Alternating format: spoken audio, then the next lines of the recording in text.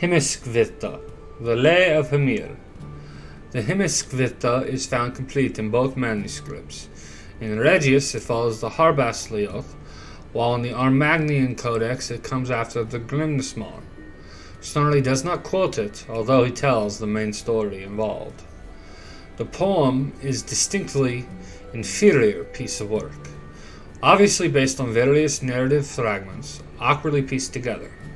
Some critics, Jessen and Zardi for instance, have maintained that the compiler had before him 3 distinct poems, which he simply put together.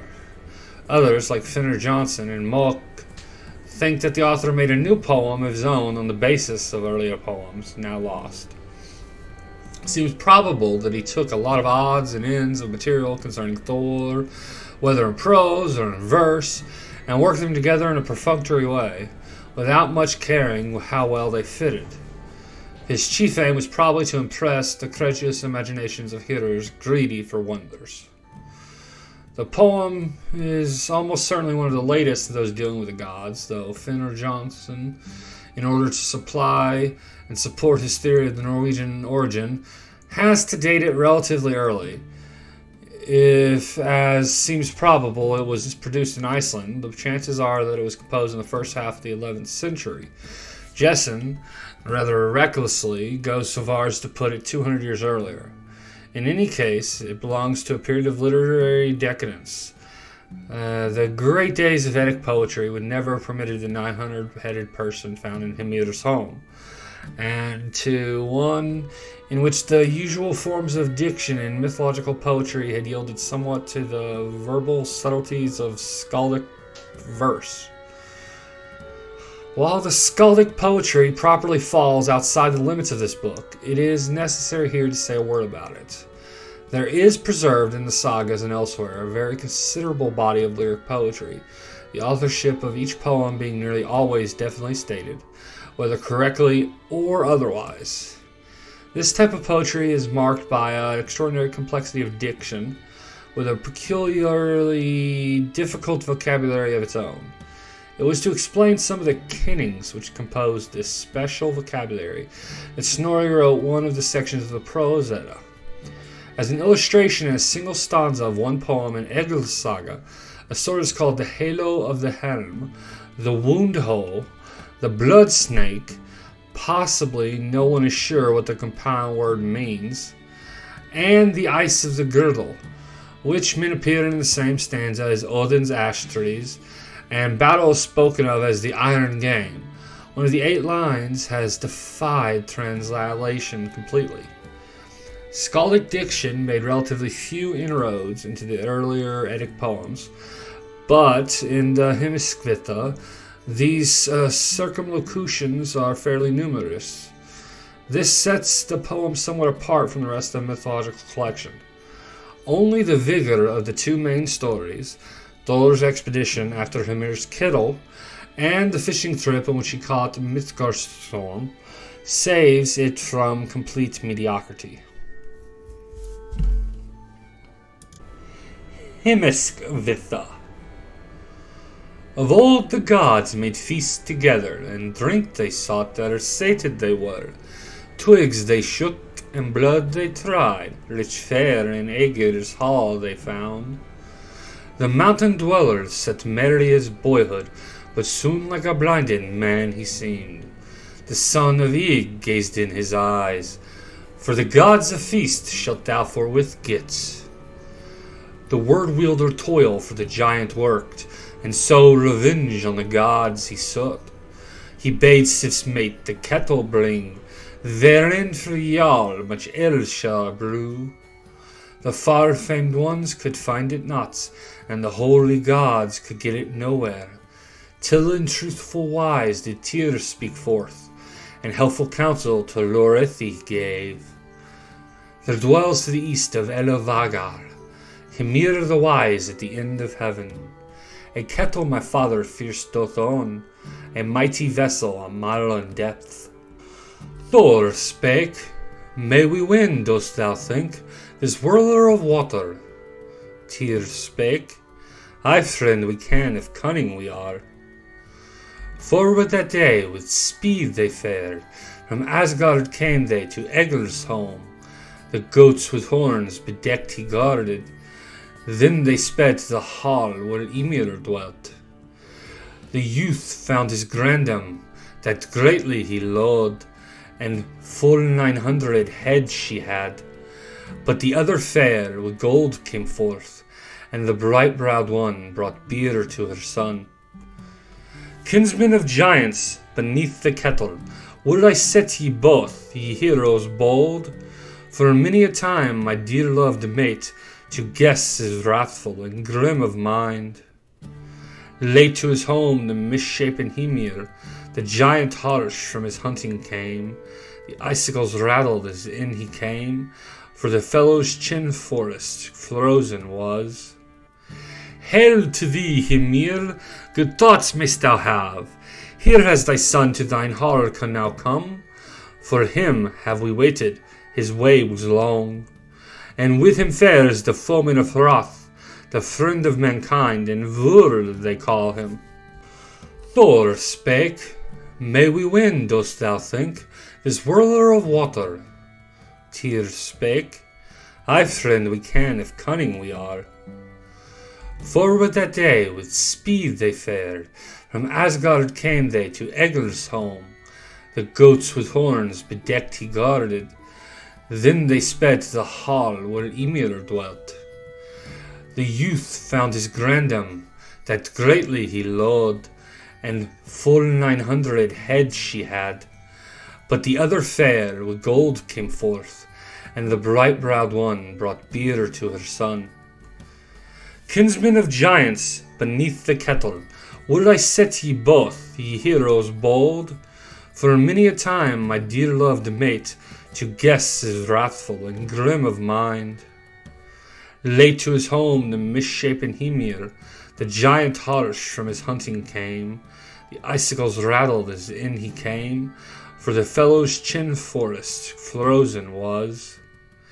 Hail to thee, Hymir, good thoughts mayst thou have. Here has thy son to thine hall can now come.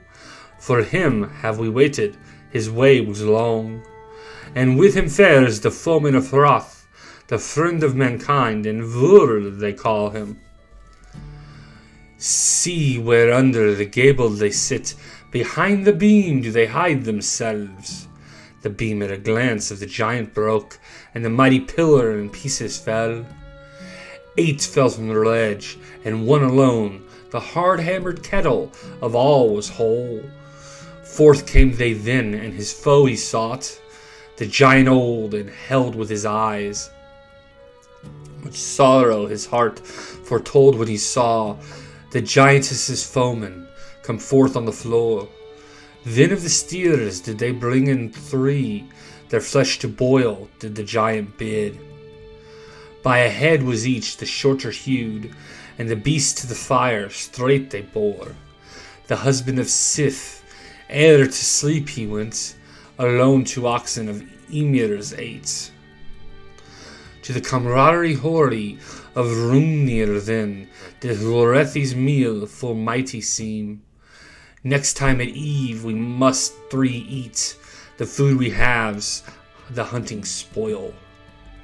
Fain to row on the sea was Thor, he said if the giant bold would give him bait.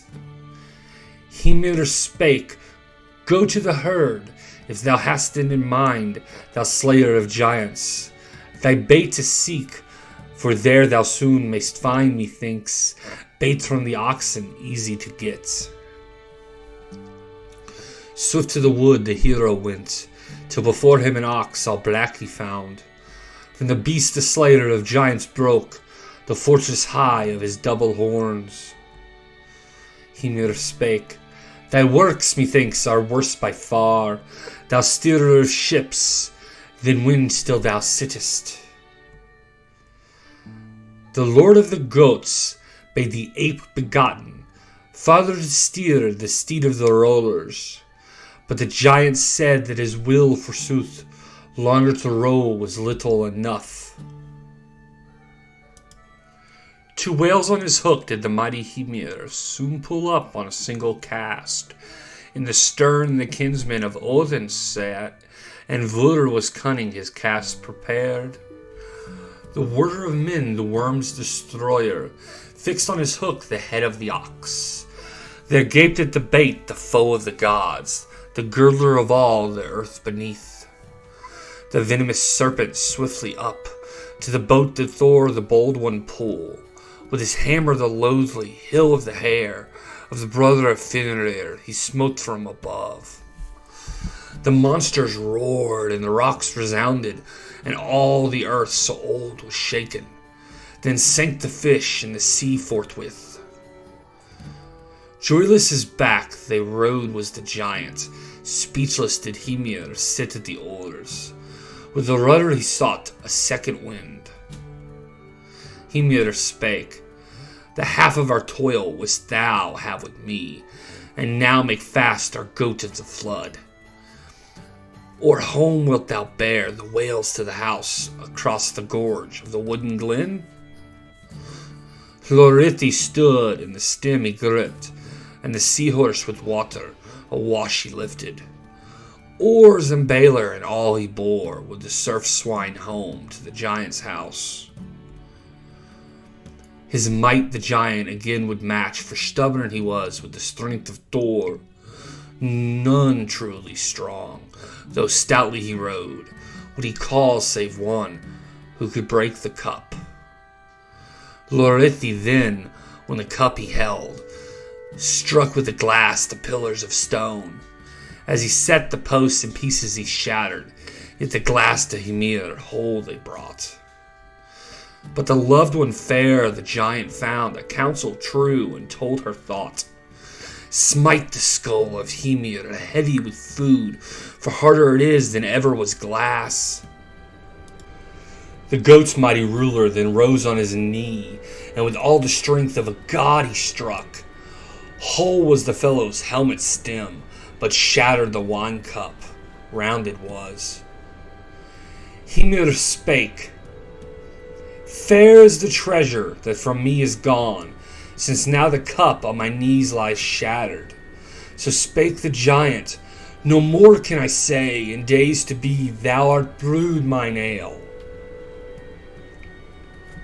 Enough shall it be, if out ye can bring forth from our house the kettle here." Tyr then twice to move it tried, but before him the kettle twice stood fast. The father of Moti, the rim ceased firm, and before it stood on the floor below. Up on his head his husband raised it, and about his heels the handles clattered. Not long had they fared, ere backwards looked the son of Odin once more to see. From their caves in the east beheld he coming, with Hymir the throng of the many-headed. He stood and cast from his back the kettle, and Mjolnir the lover of murder he wielded. So all the whales of the waste he slew. Not long had they fared, ere one there lay, of Hlorrithi's goats, half dead on the ground. In his leg the pole horse there was lame, the deed the evil Loki had done. But ye all have heard, for of them who have, the tales of the gods, who better can tell, what prize he won from the wilderness dweller, who both his children gave him to boot. The mighty one came to the council of the gods, and the kettle he had that Hymir's was. So gladly their ale the gods could drink in Aegir's hall at the autumn time.